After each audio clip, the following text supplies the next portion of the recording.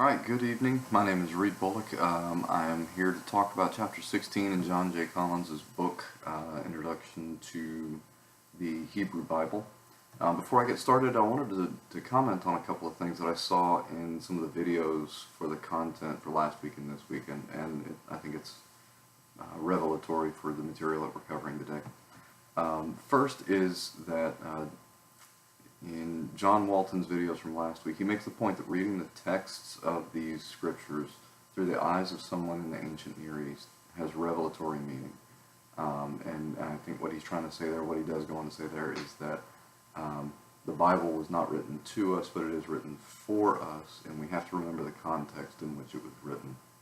And N.T. Wright this week in one of his videos says that anyone from the time immediately before Jesus would read a story from the Bible and say, this is our story, and be able to grasp the meaning of the text. And I keep that in the back of my mind as I went through and prepared for this, going through Isaiah. But specifically in the book of Isaiah, what Collins goes on to describe is the first through the 39th chapters of Isaiah, and goes on. He starts to describe who Isaiah is, and that is actually one person in the first portion of the book, but then there's two more potentially that do second and what's called third Isaiahs in the sections that we're not covering today. And some of the central themes that I went on to pick up from this assignment was that there are three things that I want to cover. One is the Davidic line and Zion, the pride of humanity before God, and learning to trust in God, because that's what Isaiah's message was. So then he kind of starts off by discussing the encounter with Ahaz during the Syro-Ephraimite War. And here we see the theme of trusting in God, and that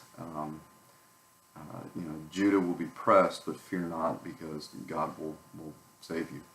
And as a sign, he offers the prophecy of Emmanuel, which Christians today all point to as a messianic prediction. And Collins goes on to list that is one of the possibilities for what happened.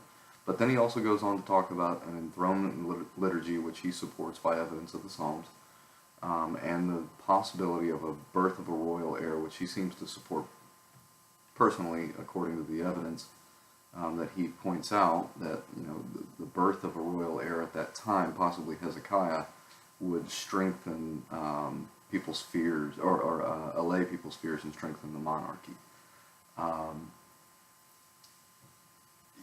For Christians, that can be kind of hard to swallow because we see things through the lens of Christianity, and trying to go back to what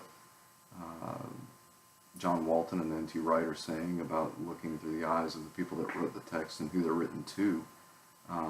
Perhaps it was a messianic prediction, but John Collins makes the case that a messianic prediction at that time might have been the birth of a king who would uphold the monarchy and live according to the model of David. We don't know, is the point of Collins. So that's just something I find interesting. Collins then moves on to talk about the different preaching themes of Isaiah. Some of the stuff that he points out that Isaiah was really on to between the episode of Ahaz and the invasion of Sennacherib are mostly social issues centered around ritual sacrifice, which he thought was overdone, defending the orphan and caring for the widow, which is what people should be doing, the drunkenness of the wealthy because of their concentration of land. They're owning more land, and God is judging Israel because of that, the drunkenness, not the ownership of the land. And then this kind of leads to a discussion by Isaiah, which Collins comments about the pride of humanity before God and how God will humble humanity with his power, which Collins says is central to Isaiah's theology, and that men need to trust in God and not in men, because men are flesh and God is spirit.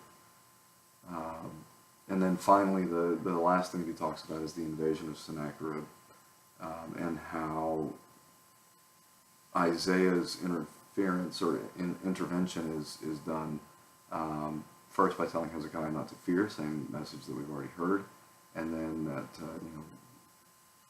Zion is God's city and that He will defend it to the end. All of which I found very interesting, and I hope you did too as you did the reading assignment.